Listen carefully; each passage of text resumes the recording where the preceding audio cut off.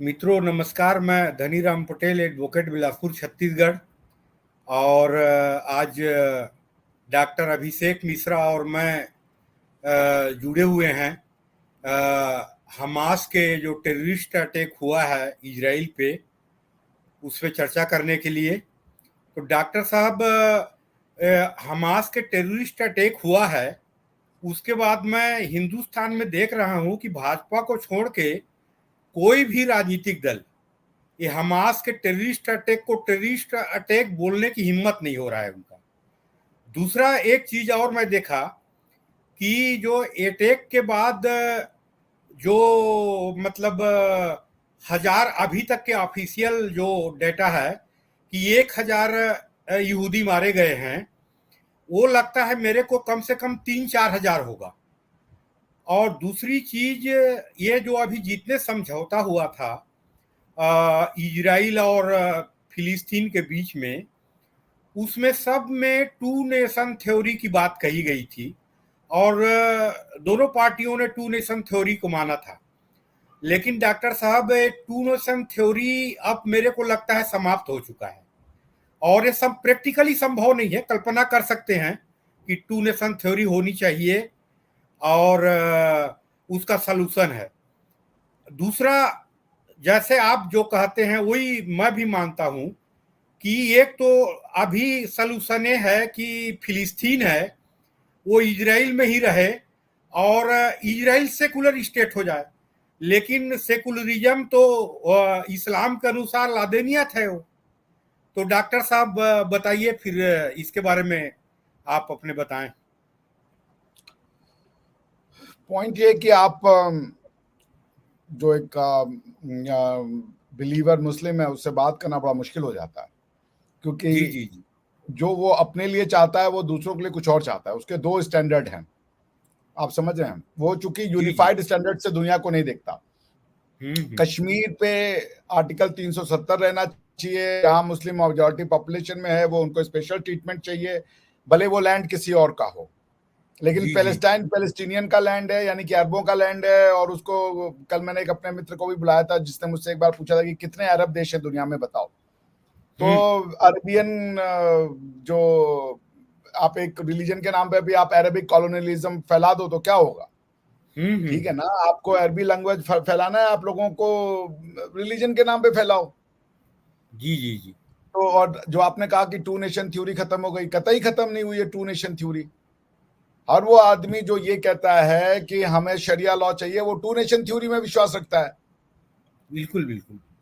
भी to nation theory का मतलब है कि हिंदू और मुसलमान साथ नहीं रख सकते। साथ नहीं रह सकते मतलब एक कानून दोनों के ऊपर नहीं लग सकता, दोनों का अलग अलग कानून है, इसलिए उनको अलग कीजिए। तो जो टू नेशन थ्योरी को मानने वाला है वो ये कहता है कि हमें शरिया लॉ चाहिए, हम शरिया के मुताबिक रहना चाहते हैं। ये बात अलग है कि पाकिस्तान ले लिया, शरिया लॉ नहीं लगाया, बांग्लादेश ले लिया लेकिन शरिया लॉ नहीं लगाया। इनका जो वो है वो सिर्फ हिंदुओं से नफरत है। इसको अब अनइक्विवोकली कहना चाहिए, इसमें कोई लाग लपेट नहीं होनी चाहिए। इनको इस्लाम, जो खासकर इंडियन कॉन्टिनेंट का, सब कॉन्टिनेंट का मुसलमान है, उसको तो कुछ पता ही नहीं है इस्लाम क्या होता है। वो अरब का इस्लामिज्म जो है वो पैट्रियोटिज्म भी है, वो रिलीजन भी है और वही उसका नेशनलिज्म भी है।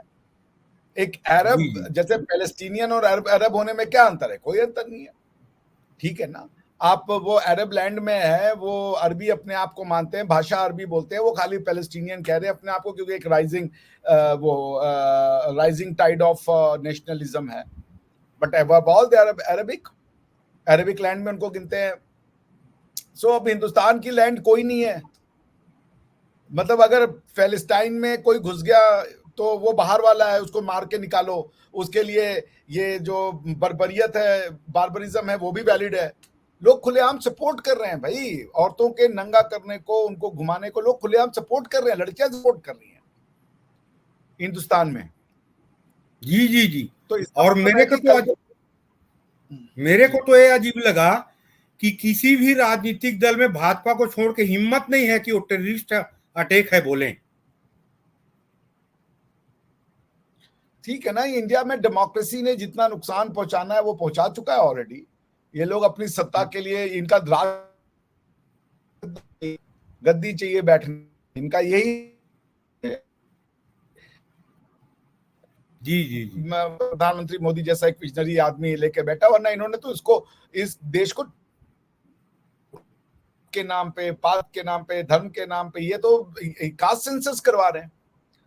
जितनी जिसकी भागीदारी उतनी उसकी हिस्सेदारी, इसको सुप्रीम कोर्ट ने 1950 में कैंसिल कर दिया था। 1950 में चंपकम दोरई राजन का केस था, उसमें हम तो बच्चे थे तब ये पढ़े थे यार।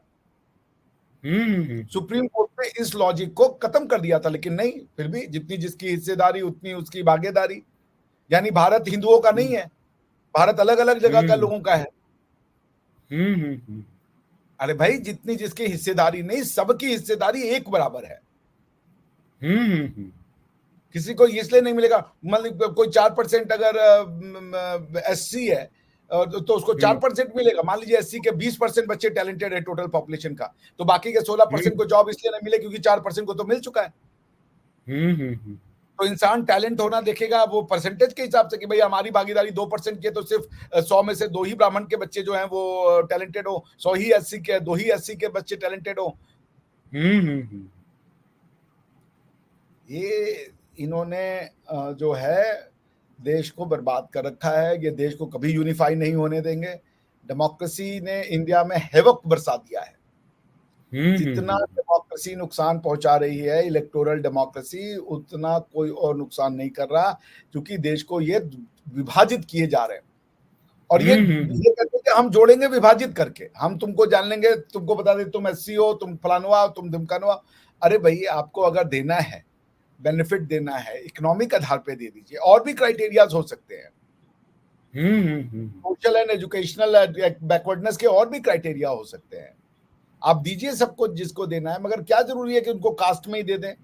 भाई वहां पे कास्ट, संविधान में तो क्लास ऑफ पीपुल लिखा हुआ है ना, तो क्लास ऑफ पीपुल कोई भी हो सकता है ना। तो आप वो क्लास आइडेंटिफाई कर लो, अगर आपको इतना ही। कास्ट को क्यों आइडेंटिफाई करना एक दूसरे से लड़वा के? खैर एनीवे, तो मेरे कहने का मतलब सर ये है ना कि ये जो लोग इंडिया में पैलेस्टाइन के लिए दिल धड़का रहे हैं, उनको फिर कश्मीर से निकल जाना चाहिए, क्योंकि कश्मीर मुसलमानों का नहीं था। कश्मीर में आदि शंकराचार्य थे, वहां से जो है वो लिपि लिखी गई है, शारदा लिपि लिखी गई है। वो हिंदू एपिसेंटर का, टेक्नोलॉजी और साइंस का एपिसेंटर था। अलबरूनी की किताब जाके पढ़ लो। सो फिर तुम उसको कैसे कहते हो कि जहां पे तुम हो गए वहां पे अरबी कानून लेके चले आओगे, अरबी भाषा थोप दोगे लोगों के ऊपर? ये क्या तरीका है? ये भगवान कह रहा है कि बाकी सब भाषाएं इंफीरियर हैं, एक भाषा सुपीरियर है मुसलमान होने के लिए, कि उसका वो भाषा होना जरूरी है। ये नेशनलिज्म बनेगा या इससे रिलीजन बनता है? कि हम मुसलमान हो जाए तो हम अरबी लिखेंगे, हम फारसी लिखेंगे, हम उर्दू लिखेंगे, अरबिक स्क्रिप्ट होना चाहिए। ये कहां पे भाई? जानो पढ़ो, कोई बुराई नहीं यार, अभी भी एक खूबसूरत भाषा है, लेकिन उसको अपनी भाषा बिता देना और बाकी को डिलीट कर देना। तो ये बताएं, तुम फिर तुर्की को बोलो कि वो यूरोप का लैंड खाली करे, कश्मीर को खाली करो, तुम जहां जहां भी दूसरे का लैंड ऑक्यूपाई किया वो सब खाली करो। अगर ये लैंड की जमीन है, लड़ाई है, तो फिर पाकिस्तान भी तो हिंदू लैंड है, अभी अरबों का लैंड होगा, और किसी का लैंड नहीं है दुनिया में। डॉक्टर साहब, यहाँ पे मैं एक चीज और आपको कहना चाहूंगा कि हिंदुस्तान के 50% सोशल मीडिया, पाकिस्तान की पूरी मीडिया और जो गल्फ की मीडिया है, ये बता रहा है कि ये इजराइल और फिलिस्तीन की लड़ाई है, जबकि फिलिस्तीन की जो रिप्रेजेंटेटिव गवर्नमेंट है वो बोल रही है हमास से हमारा कोई संबंध नहीं है, ये हमास का टेररिस्ट अटैक है उससे। और ये सब बता रहे हैं कि फिलिस्तीन और इजराइल की लड़ाई है, जबकि हमास और इजराइल की लड़ाई है। तो देखिए, ये बेसिकली अरेबिक रेसिज्म की लड़ाई है। जी जी जी, इसमें तो कोई नो डाउट। अरेबिक सुपीरियोरिटी की लड़ाई है, चाहे वो रिलीजन के फॉर्म में आ जाए, चाहे वो नेशनलिज्म के फॉर्म में आ जाए। हम बेहतर है सबसे, बाकी सब खराब है, चाहे आप इसको रिलीजन का नाम ले दें, चाहे आप इसको नेशनलिज्म का नाम दे दें। हम किसी को बर्दाश्त नहीं करेंगे और उसके बाद दूसरों में कीड़ा निकालेंगे। नमस्ते कहने में, हम तुमको नमस्ते नहीं कहना तो हम क्यों नहीं नमस्ते करें आपस में तुम्हारी वजह से? तुमसे बात करने के लिए तुम दूसरों की भाषा स्वीकार कर लो तो हम या तो तुमको सलाम अलैकुम कहें या तो भैया हम चुप हो जाए या अंग्रेजी में बोले तुमसे। अपने जमीन पे भाई हम अगर अरब में जाएंगे तो हम सलाम अलैकुम बोलेंगे, लेकिन इंडिया में तुम क्यों बोले भाई? इंडिया की ग्रीटिंग नमस्ते है, बात खत्म, एंड ऑफ द मैटर। लेकिन नहीं, एक अजीब सा सिस्टम बना रखा है। सो डॉक्टर साहब, ये इंडिया में दादा ये है ना कि पिछले 70 साल से ये जो थ्योरी फैलाई गई कि हिंदू मुस्लिम सिख ईसाई ये सबका लैंड है, तो ये इसने बहुत वो कर दिया। ये लैंड तो सबका है, अगर ये हिंदू का है, ये सिख का है, ये बुद्ध का है, ये जैन का है, मगर ये मुसलमान का तो लैंड नहीं है भाई। यहाँ के लोग मुसलमान हो सकते हैं, ये लैंड इस्लामिक नहीं है। डिस्टिंक्शन। बिल्कुल बिल्कुल बिल्कुल। यहाँ के लोग इस्लाम स्वीकार कर सकते हैं, कोई इजराइल में जाकर के मुसलमान से हिंदू बन जाए, इजराइल में जूस से हिंदू बन जाए। मैं जानता हूँ कई इजराइलियों को जो हिंदू लाइफस्टाइल फॉलो करते हैं, मगर वो हिंदू लैंड तो नहीं बनेगा ना, लैंड तो वो जूस का ही रहेगा। उसी तरीके से मक्का में कोई हिंदुइज्म के हिसाब से जी रहा है तो वो हिंदू लैंड तो नहीं बन जाएगा ना, वो भले वो हिंदू रिलीजन को प्रैक्टिस कर रहा हो, लैंड तो वो इस्लाम की रहेगी, अरबों की रहेगी। जी जी जी। तुम जहां पे हो उसको तुम दूसरों का, अरबों का लैंड भी है, इस्लाम का भी लैंड है, लेकिन हमारा कोई लैंड नहीं है, ये क्या दिक्कत है? सो ये बहुत मतलब आप दादा ये ऐसा हो गया है कि अगर आपको समझ में आती हैं चीजें तो आप बोल नहीं सकते। एक ऐसी फोर्स उन्होंने खड़ा कर दिया जिनके सामने रेशनल बातें करना मुश्किल हो गया है। जी जी जी। बच्चों के बंद में स्कूलों से और यूनिवर्सिटियां, they have become a tool कि उनको सेक्युलरिज्म के नाम पे अजीब सा फेंटा लगा दिया है जो समझाना मुश्किल हो जाता है। जी दादा। डॉक्टर साहब, ये जो टू स्टेट थ्योरी था इजराइल फिलिस्तीन के संबंध में, आपको संभावना दिखता है और कुछ बचा है टू स्टेट थ्योरी वहां? जैसे अरब नहीं मानता। मैंने कल भी एक बातचीत की, मेरा एक फ्रेंड था, उसने साफ कहा अरब्स कंसिलिएशन नहीं जानते हैं। जैसे हमने पाकिस्तान को स्वीकार कर लिया ना, हम पाकिस्तान में तो बम नहीं फेंकते। हाँ। अगर हम अरबी होते ना तो हम पाकिस्तानियों को चैन से नहीं रहने देते, क्योंकि अरबियों की एक बूंद भूमि गई है, उनको दिल में तड़प है। आप यूरोपियंस को भी देखें, उनका लैंड गया है एनातोलिया, ग्रीस, और वहां पे अब तुर्की राज करता है। लेकिन तुर्कियों की ये खास बात देखिए, तुर्कियों ने उसको इस्लामिक लैंड नहीं बनाया, कॉन्स्टिट्यूशनली और वैसे भी जी जी जी, वो उसको सेक्युलर लैंड कहते हैं। कहते इसका कोई, इसका जो है ये यहाँ पे रहने वाले लोगों का, स्टेट का कोई मजहब नहीं होगा, क्योंकि वो पता है वो क्रिश्चियन लैंड है। ये इतना तो उनको आप दीजिए कम से कम, अतातुर्क को इतनी तो आप वो तौफीक दीजिए कि इतना तो वो समझदार व्यक्ति था। यहाँ तो मुसलमानों ने अपने ही देश के टुकड़े करके और भगवान राम की जन्मभूमि को, गुरु नानक देव जी के जन्मभूमि को उन्होंने कह दिया इस्लामिक लैंड है। मंदिरों को तोड़ना शुरू कर दिया वहां पे जो है, और वो मंदिर गायब कर दिए, सब गायब कर दिया, मस्जिदें बना दी। इतना तो आपको क्रेडिट देना पड़ेगा तुर्कों को कि भले वो रहते हैं उनके लैंड पे, उस लैंड को उन्होंने इस्लामिक नहीं डिक्लेयर किया, और ना ही उन्होंने अपने लैंड को इस्लामिक डिक्लेयर किया। तुर्कों का एक भी लैंड इस्लामिक नहीं है। इवन तुर्कमेनिस्तान जैसा हार्डकोर इस्लामिक कंट्री भी नहीं कहता कि हम इस्लामिक है। लेकिन हमारे यहाँ पाकिस्तान को तोड़ करके उसको इस्लामिक लैंड बना दिया इन्होंने, और हिंदुस्तान के हिंदू को फर्क नहीं पड़ता, बल्कि वो जस्टिफाई करता है कि ठीक हुआ है। बिल्कुल बिल्कुल जी दादा। तो डॉक्टर साहब, इसमें मैं ये पूछ रहा था कि ये two nation theory, two state theory था, आप कुछ बचा है? ये जो टेररिस्ट अटैक और उसके बाद रिएक्शन में इजराइल ने जो अटैक किया है गाजा में और वेस्ट बैंक गाजा में, तो आपको लगता है कुछ बचा है और सॉल्यूशन प्रैक्टिकली कल्पना तो कर सकते हैं? गाजा और वेस्ट बैंक यही दो चंक ऑफ टेरिटरी बचे थे, बाकी सब तो उन्होंने ऑलमोस्ट खा ही लिया। थोड़े थोड़े और पैचेस हैं, लेकिन मेजॉरिटी चंक तो ले लिया है। देखिए इजराइलियों ने ये तो किया है, तो आपको मानना पड़ेगा। हाँ हाँ वो घुसे थे इतनी सी लैंड पे, लेकिन ले लिया उन्होंने इतना लैंड, ये तो उन्होंने किया है, हाँ ये हाँ सच है। हाँ ठीक हाँ है।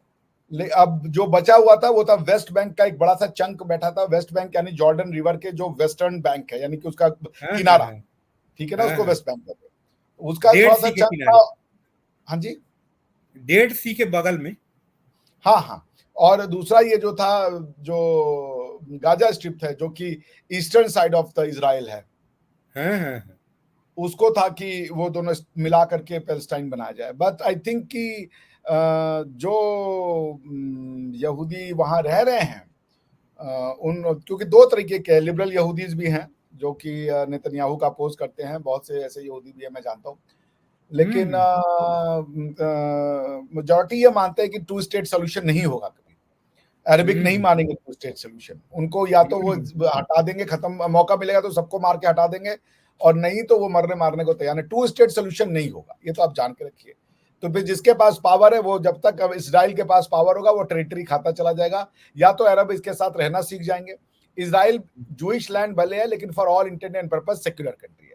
मेजॉरिटी ऑफ हम्म द यहूदी अपने आप को सेक्युलर कहते हैं। मैं वहां हम्म, रहा हूँ, 6 महीना रहा हूँ मैं, और अच्छा अच्छा मैंने अच्छा। कांटेक्ट भी किया है। हाइफा यूनिवर्सिटी का मेरा एक फ्रेंड है, मैंने उसको बोला है कि अगर तुम इंटरव्यू देना चाहते हो तो दे दो।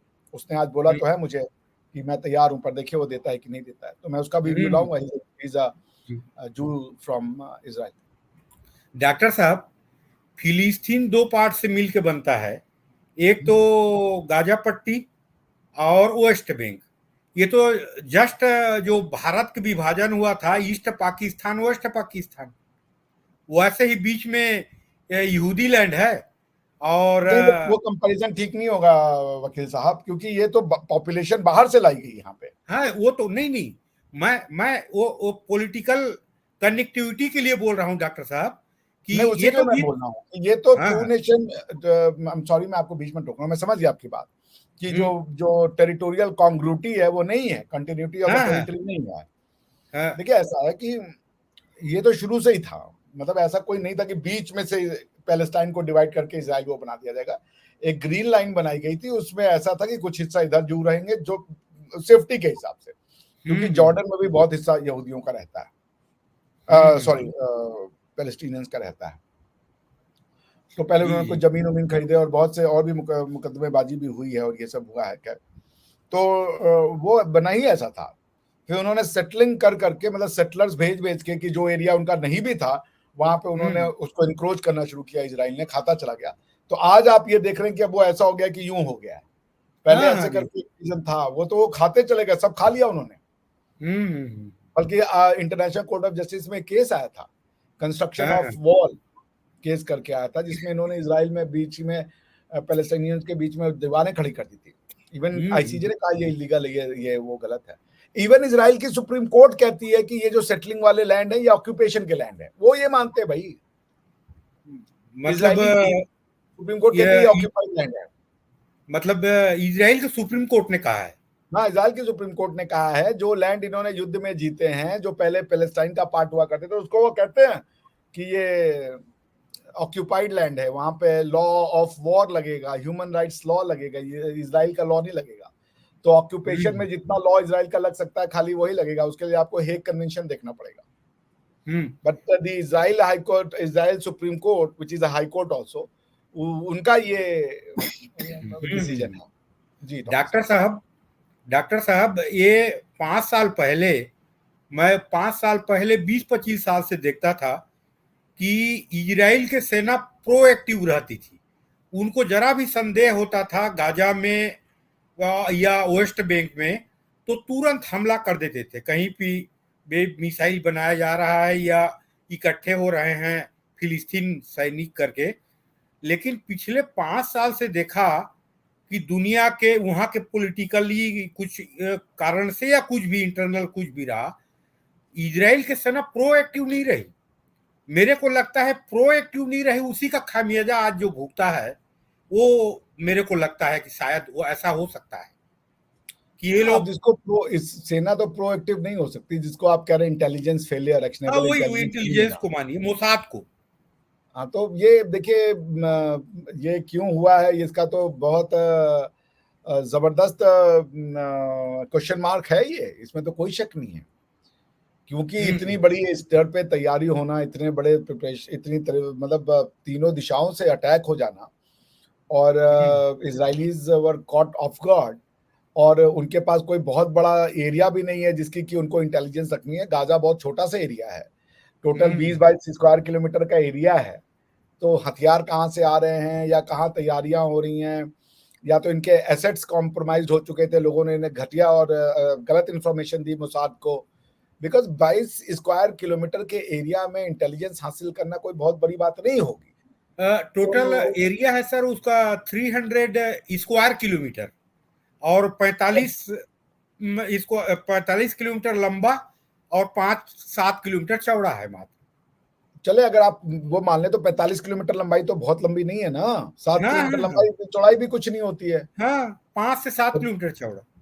तो अगर ये आप ये सोच लें, इतने बड़े एरिया का, जो गाजा सिटी की मैं बात कर रहा था वो बेसिकली 22 स्क्वायर माइल किलोमीटर का एरिया, बट एनीवे जो आप देखिए अगर 300 स्क्वायर किलोमीटर है तो आप ये मान लें कि वो 15 गुणे 10 या 15 गुणे 20 यही बनता है, 15 दुना 30। हाँ, तो मतलब इतना बड़ा एरिया तो नहीं है ना दादा कि आपको वो नहीं हो पाए। 7 किलोमीटर की लंबाई के एरिया को मैप करना, वहां पे इंटेलिजेंस गैदर करना कितना हो, जब आपके पास इतनी हाई टेक्नोलॉजी जो है वो अवेलेबल्स है, इतनी हाई एंड टेक्नोलॉजीज हैं, तब भी आप अगर वो इंटेलिजेंस फेलियर हो गया, आपके पास एक्शनेबल इंटेलिजेंस नहीं है, वो भी इस लेवल का, something there is something sinister. ये इतना आसान नहीं है जितना दिख रहा है। इसके पीछे हुआ क्या, या तो ये अचानक से इतना ज्यादा कहीं और से ट्रेनिंग दे करके और वो रातों रात वहां पे लोग लाए गए और रातों रात उनको लॉन्च कर दिया गया, ये हुआ है। तो हो सकता है कि भाई ये लोग पहले किसी और देश में ट्रेनिंग ले रहे हो, फिर बात हो गई हो वो दूसरे देशों में से कि भाई इस तारीख को यहाँ पे कंसर्टेड एफर्ट होगा, क्योंकि उनको ये जगह पता थी कि यहाँ पे म्यूजिक डांस हो रहा है, वहां पे मारना है। जैसे किबुत आपने देखा, किबुत क्या होता है कि जब इजरायली यहाँ आए थे, हमने खुद का हमको दौरा दिया गया था, हम भी गए थे किबुत में। किबुत का मतलब होता था ये जो उनका एक मतलब इमेजिनरी वो था कि एक घर होगा, मतलब कई घर होंगे लेकिन किचन एक होगा, मतलब कम्युनिटी घर का उनका एक सिस्टम था, गांव बसाए गए थे। मगर वो हुआ नहीं, क्योंकि इंसान ये सब फिल्मी बातें बड़ी अच्छी लगती हैं कि एक किचन होगा, सबके लिए खाना बनेगा, गांव के सारे लोग वहीं आके खाएंगे, ये सब बातें सुनने में तो बड़ी अच्छी लगती है, बट प्रैक्टिकली ये सब होता नहीं है। तो इवन वहां के जूस भी जो बाहर से आए उनके लिए भी ये हो नहीं पाया, आप समझ रहे हैं। वो भी अपने अपने शहरों में भाग गए और सारे किबुत खाली हो गए। ये किबुत स्पेशल बताए गए थे, किबुत का मतलब कम्युनिटी गांव। मैं 2-3 कम्युनिटी गांव में मुझे ले गई थी इजराइल की गवर्नमेंट, मैंने देखे हैं जी।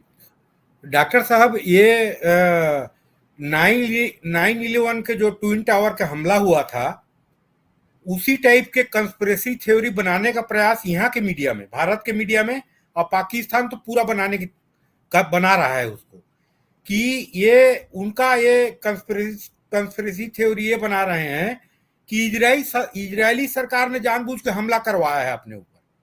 जैसे कल मैं देख रहा था हमारे इंडिया के मीडिया में, तो कई लोग जो मुस्लिम स्कॉलर जो आए थे, वो बता रहे थे कि मुसाद इतना बड़ा है, वो पता कैसे लगा नहीं पाया, हमको तो लगता है कि वही करवाया है।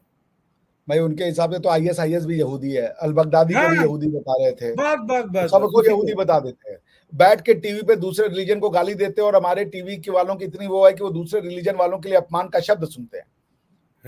तुम कैसे कह सकते हो भाई, क्या यहूदी धर्म नहीं है, उनकी सेंसिटिविटी नहीं है, तो बैठ के गाली देते हो कि ये बगदादी यहूदी था, वो यहूदी था, वो अहमदिया है, ये अहमदिया, तुम सबको आके गाली देते हो और टीवी पे सुनते हैं, इसको टॉलरेट करते हैं। मैं होता तो मैं भगा देता।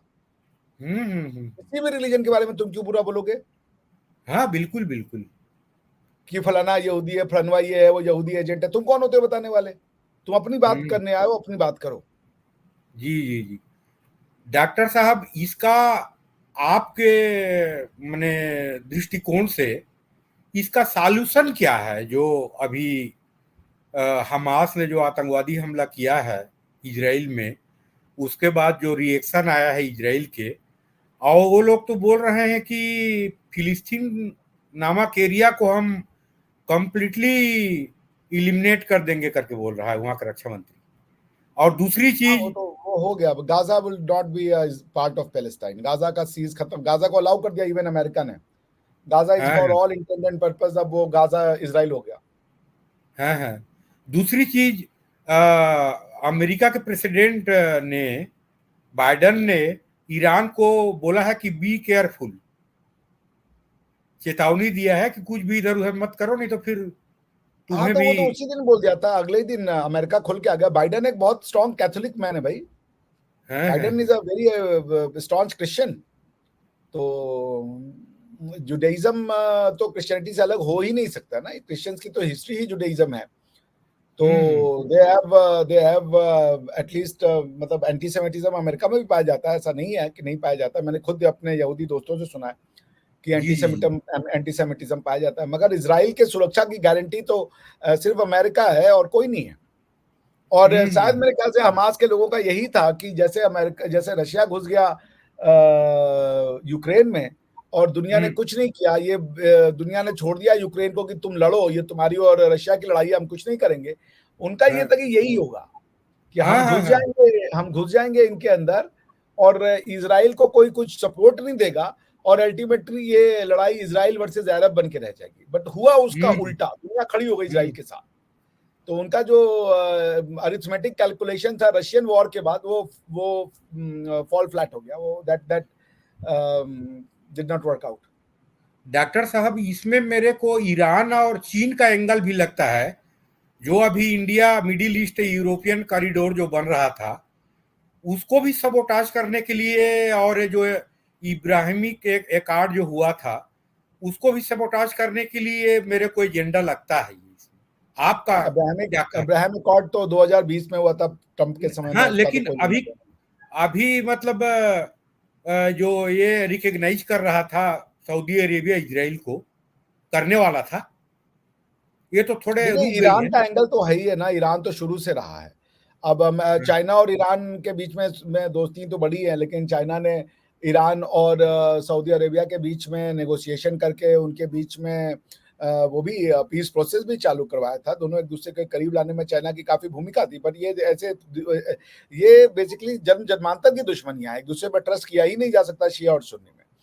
तो ये इतनी हम्म जल्दी से ये पीस वाले लेवल पे नहीं जाएंगे unless until both the countries go on the way path of European civilization, जिसको आप सेक्युलराइजेशन कहते हैं। जब तक हम्म सेक्युलराइजेशन नहीं होता मिडिल ईस्ट में, तब तक कुछ नहीं होगा। तो हम्म इसलिए मैं इन थ्योरियों को रिजेक्ट करने में भी नहीं समर्थ हूं और ना ही मैं इनको एक्सेप्ट करने में समर्थ हूं, क्योंकि हम्म इतने बड़े स्केल इतना आसान हम्म नहीं है। और ये हम्म। अनाउंसमेंट हुआ होगा उसमें जो हाँ हाँ हाँ, ठीक ठीक। आ रहे चलिए आ गया। हाँ हाँ, आ गया आ गया। तो वही है कि ये जो ये जो ये कृषि थ्योरी है, हम्म। तो और अब तो फैक्ट फाइंडिंग होगा ना। अगर ऐसी कोई हम्म कॉन्स्पिरेसी की गई है तो अब तो अमेरिका है, यूरोप है, फाइव आई है, इतनी बड़ी इनके पास वो है, क्या नाम है, इंफॉर्मेशन एजेंसीज हैं, तो वो तो they will dig out all the truth, तो सामने आ जाएगा। अगर वो सामने लाना हम्म चाहते होंगे तो अमेरिका अगर सामने लाना चाहता होगा तो लाना आ जाएगा। क्योंकि देखिए अगर ये चाइना और ईरान ने मिलकर कराया है तो फिर तो ये अमेरिका के लिए बहुत चिंता का विषय है कि हम्म कल को वो कहीं भी दोस्ती करने हम्म जाएंगे, कोई भी नया इनिशिएटिव लेंगे तो उसको तो ये सेबोटाज कर देंगे ऐसे। अगर ये हर चीज को हम्म सेबोटाज करने की पावर रखते हैं तो आप तो कोई नया रिलेशनशिप फॉर्ज आउट ही नहीं कर सकते इंटरनेशनल रिलेशन में। तो फिर तो ये सोचना हम्म। पड़ेगा कि क्या ये जो नेक्सस है चाइना ईरान का, ये इतना पावरफुल है। तो that needs to be hmm. Seen. तो डॉक्टर साहब, ये मेरे को लगता है कि ये जो ईरानी क्रांति हुई है 1979 में, उसके बाद से ही कॉन्स्टिट्यूशनली सोसाइटी के रूप में ये डेवलप नहीं हो पाया ईरान, और एबनॉर्मल स्टेट रहा है। और ये जब तक एबनॉर्मल स्टेट ईरान रहेगा, हालांकि हमारी मीडिया बोलता है ईरान से हमारा संबंध अच्छी है, वो अच्छी है अपनी जगह, लेकिन ये तो नो डाउट एबनॉर्मल स्टेट है ईरान।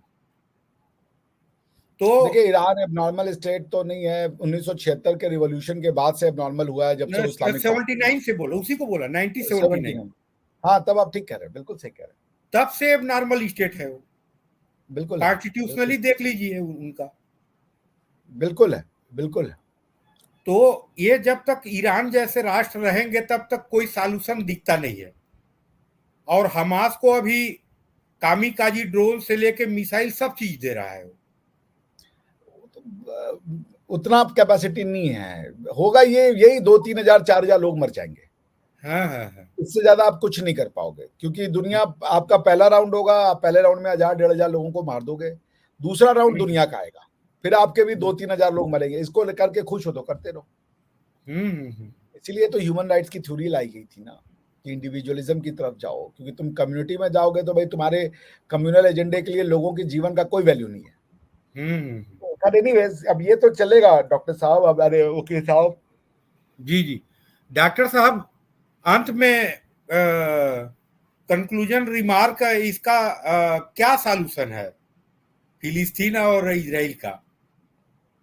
इसका एक ही सोल्यूशन है, अरबों को थोड़ा सा टॉलरेंट होना पड़ेगा, वो उनके खून में नहीं है। और रिफॉर्मेशन की ओर जाना पड़ेगा, खुद को सेक्युलर कहना पड़ेगा। माने इजराइल को सेक्युलर स्टेट बनना पड़ेगा?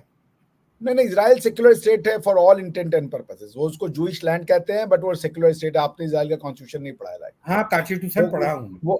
वो कहते हैं कि we are Jewish state, but उसके जो लॉज हैं, वो लॉज में कभी वो मतलब चूंकि कॉन्स्टिट्यूशन ऐसा उनका कोई लिखा नहीं गया, आप समझ रहे हैं?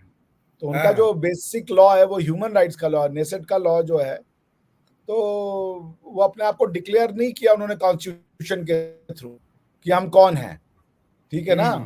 उनका कोई रिटन कॉन्स्टिट्यूशन तो है नहीं, ह्यूमन राइट्स लॉ है, और बेसिक इधर उधर वो स्टेट वो बना देते हैं। तो उनके सारे जो लॉज होते हैं वो सारे रिलीजन को इक्वल अधिकार है। It's a secular country. जिसका उदाहरण अभी आपने सुप्रीम कोर्ट का जो जजमेंट बताया, हाँ, सुप्रीम कोर्ट उन्होंने मॉडर्न कॉन्स्टिट्यूशन का वो उदाहरण है वो। जी बिल्कुल। तो सॉल्यूशन जूइश वो भाई वो क्या क्लेम करते हैं, बट कॉन्स्टिट्यूशनली वो मतलब उनके सारे लॉज सेक्युलर हैं, फ्रीडम ऑफ रिलीजन है, ये है वो है, किसी के साथ डिस्क्रिमिनेशन नहीं है, सबको इक्वल अपॉर्चुनिटी है।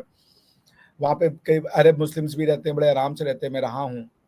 तो ये तो वो है पैलेस्टीनियंस का nationalism plus Islamic identity, religion, अरबी प्राइड, इन सब का तड़का है, क्योंकि अरब किसी को टॉलरेट नहीं करते ना। दिक्कत ये है। माने इजराइल में पूरा कॉन्स्टिट्यूशनल सोसाइटी है, इसमें कोई संदेह नहीं है। इजराइल का रिटन कॉन्स्टिट्यूशन नहीं है वकील साहब। हाँ हाँ हाँ। चूंकि उनका रिटन कॉन्स्टिट्यूशन नहीं है, तो उन्होंने अपने आप को ये नहीं कहा कि हम वो हैं जूइश स्टेट। उनके कुछ लॉज हैं इधर उधर, वो लॉज बनाता है उनका नेसेट जो है, वो लॉज बनाता है जरूरत के हिसाब से, पर कॉन्स्टिट्यूशन रिटन उनका नहीं है। उनके पास एक ही वो बेसिक लॉ करके ह्यूमन राइट्स के ऊपर कुछ एक्ट बनाए हैं उन्होंने। मैं बहुत पहले जब मैं इस पर रिसर्च कर रहा था तो देख रहा था, मतलब मैंने लिखा अपनी किताब में भी, which is going to be publish soon. तो यही है वकील साहब। अब इसका तो उनके ये मैं इजराइलियों के सेक्युलरिज्म की बात नहीं कर रहा, मैं अरबों की सेक्युलरिज्म की बात कर रहा हूँ। हाँ हाँ हाँ। अरबों को सेक्युलर नहीं होंगे तब तक ये सुलह नहीं हो सकता। अरे भाई ये तो वर्ड ऑफ गॉड है कि तुम क्रिश्चियनों और यहूदियों से दोस्ती नहीं कर सकते, उन पे भरोसा नहीं करो, ये तो वर्ड ऑफ गॉड है। जी जी। तो फिर बात ही खत्म हो जाती है ना। अगर आप बिलीव करते हो इन चीजों पे, तो आप कैसे टॉलरेट करोगे कि यहूदी जो है वो आपका बादशाह हो, या आप यहूदी आपके साथ में रहे? जी जी जी। तो डॉक्टर साहब, आज के परिचर्चा को समाप्त करते हैं। और आप आए, दोनों से चर्चा हुआ, ज्ञानवर्धक बातें आपने बताया, और दर्शकों को भी अच्छा लगा होगा। और अंत में मैं डॉक्टर अभिषेक मिश्रा, जो प्रोफेसर विधिवेत्ता और भारतीय संस्कृति के अध्येता, 60 नोटिस पे आए और चर्चा किए, दोनों अपने एक दूसरे के चैनल से जुड़े। Thank you sir. और मैं सभी दर्शकों को कहूंगा कि मेरा चैनल DR पटेल को भी लाइक सब्सक्राइब करें, और डॉक्टर साहब के चैनल तक्षशिला अभिषेक मिश्रा को भी लाइक सब्सक्राइब करें। डॉक्टर साहब थैंक यू, नमस्कार, जय हिंद, वंदे मातरम। डॉक्टर साहब।